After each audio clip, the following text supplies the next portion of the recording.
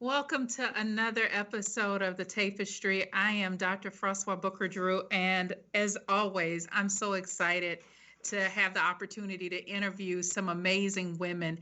This podcast is really designed to share the narratives of women as they deal with both tragedies and triumphs, and how we weave those wonderful stories into this beautiful woven narrative that really helps us understand that all of our paths are important and that each of us has a story to tell. And so today, I am really happy to bring my friend on, Shawana Carter. Shawana is the founder and chief hope dealer, I love that, of Carter's House. She's an entrepreneur and an advocate for low-income parents and children.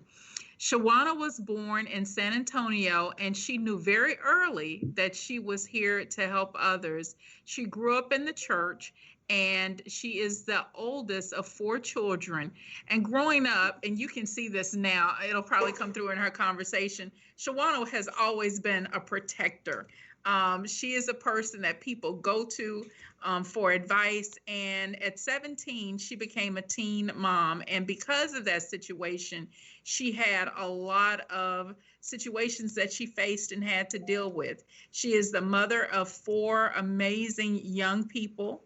And one of the things that you'll learn today is about her story of being homeless with her husband and her children. And so we're going to talk about how Shawana took that tragedy and really turned it into something that blesses other people. And because of that experience, she started Carter's House, which serves young people 0 to 18 years old, providing them opportunities to have clothing. And to date, she has serviced over 5,500 young people. And so she is about to release her own line of affordable school uniforms next year. And I will say this woman is an eternal optimist. She smiles. Even when she has been grieving, I have seen Shawana turn around and still give love and give a hug and smile. And so I'm just happy to have her here. Shawana, thanks for saying yes today. Yes, ma'am. Thank you for having me. Very grateful. Well, I want to start off with asking you about nonprofits, because one of the things that I know is people typically start nonprofits because there is something very near and dear to them that they've experienced or someone that they love has gone through. And because they understand it personally, it's a motivator. So talk about how you started Carter's House and what was the process of making that happen. So Carter's House was a vision given after a lot of tragedy and struggle. So my husband and I had been married at that time about 5 years. We had gone through a separation, got back together. In the first 3 years of our marriage, we moved 9 times with 4 children. Wow.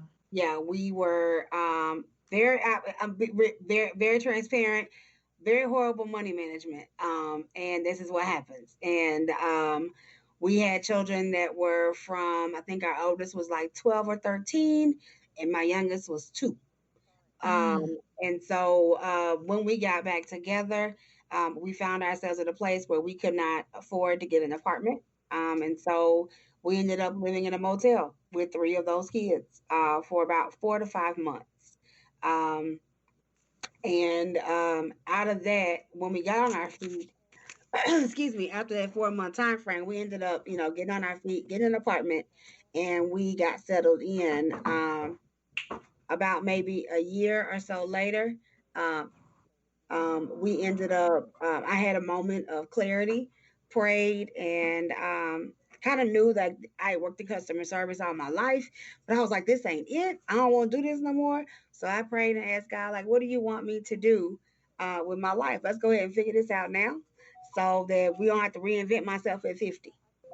And so this is what he gave me. I started Carter's House with the initial plan in mind was to be a transitional home for families, because when we were going through, it was so hard to find something that was in a community that I wanted to live in.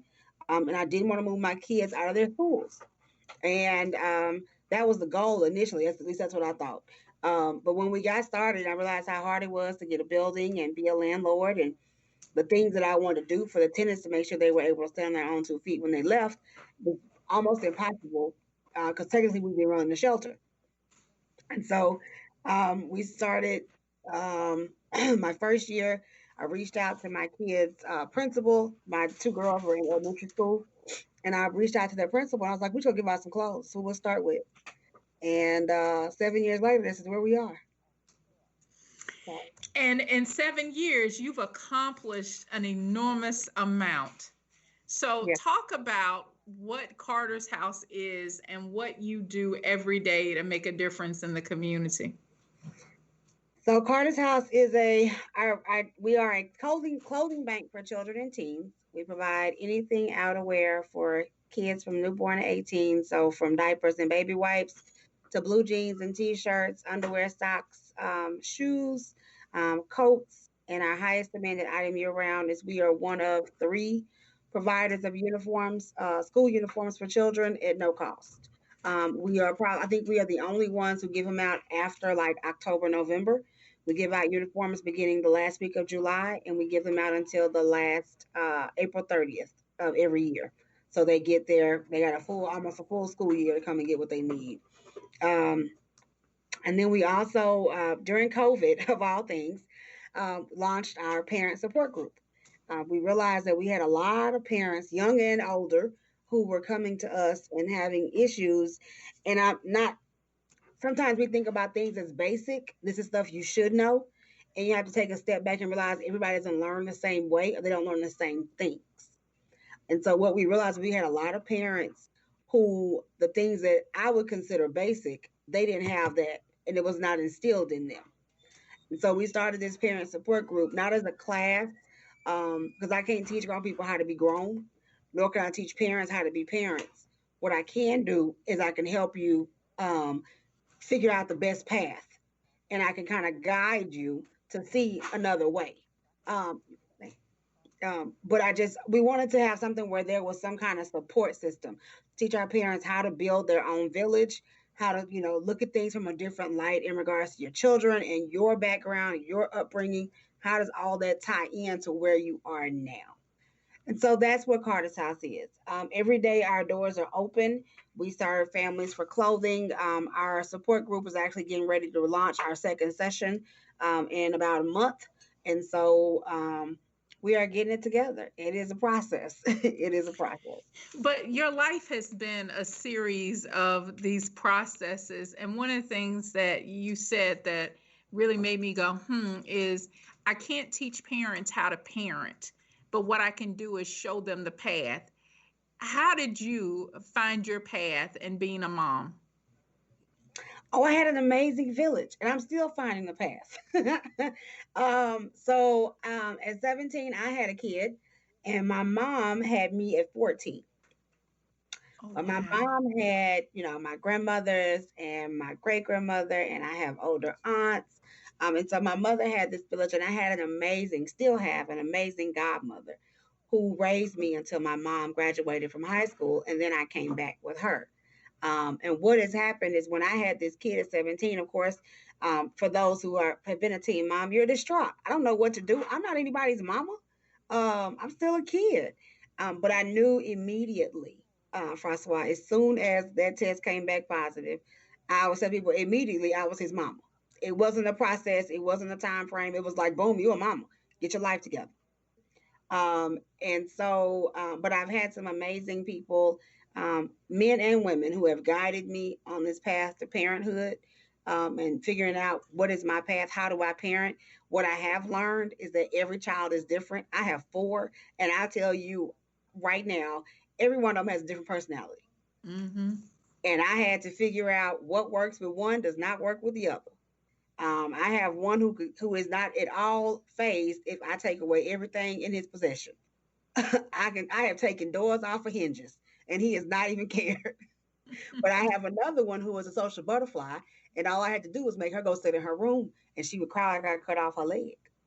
So you had to figure it, but it was a process, and those were tips that I got early on. Like, hey, don't try to generalize them. Don't make them all do the same thing.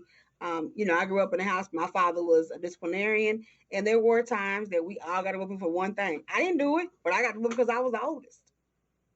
And I was determined to make sure I understood that each one of my children was a different kid and allow them to be that child.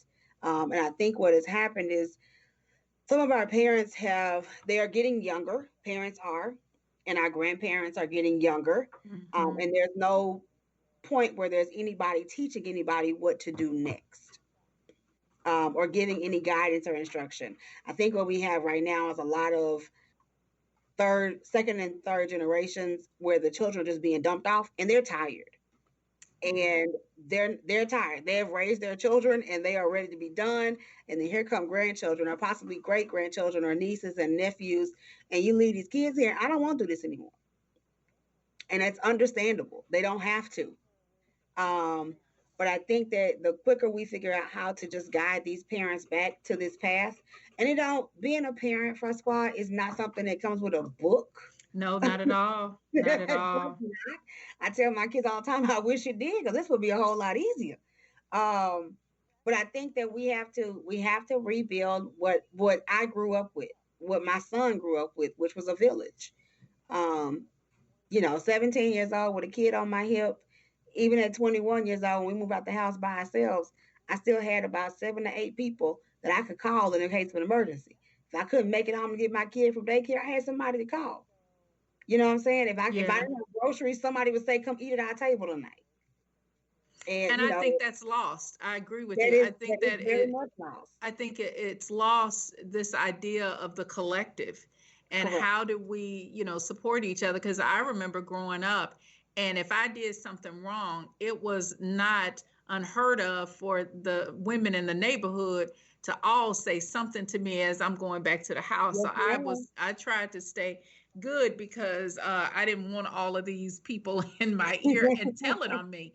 And so, I had that experience, but so many people do not have that experience. And then compounded with, being teen mothers, compounded with homelessness and all of the challenges of trying to figure out how do you make it in an era that requires so much skill, is hard. And so what I love about what you do is that you are helping parents not only find their path, but in the meantime, you're helping them solve an issue. And I don't think people recognize that in giving clothes, because we just look at, oh, we're giving clothes, you're helping families save money quite often that they would need for rent and food to be able to have this resource.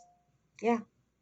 We do part of our exit interview is to ask our parents what will they apply the funds that they've saved to. And a lot of times they tell us it's simple things. We'll put some money on our rent. We get to pay our light bill. We get to buy groceries. It's nothing. I very rarely get anybody saying, we get to go hang out or go to a movie. Majority of the time, it is the basic necessities that they are using these saved funds to take care of. I think people negate, they don't realize that in your budget, even in your own budget, Francois, buying clothing is your most negotiated item. Yes. We will say, we all look in the mirror and go, girl, these pants will last one more paycheck and I'll buy another pair of pants. Or these shoes will hold one more week. You'll be fine. And we do that with our kids because that's normal. If it's not, and when it is an emergency, then we get up and go get it. But for those families that don't have it to just get up and go get it, this means something. Yes. And we've had them come in and, I've had mamas come in here and they're excited because they're getting these new clothes. But I've had them come in and go, oh my gosh, it's my baby's birthday and this is a birthday gift. So just think, at that moment when she hit our door, she had no clue she was giving her baby for her birthday that day. Wow.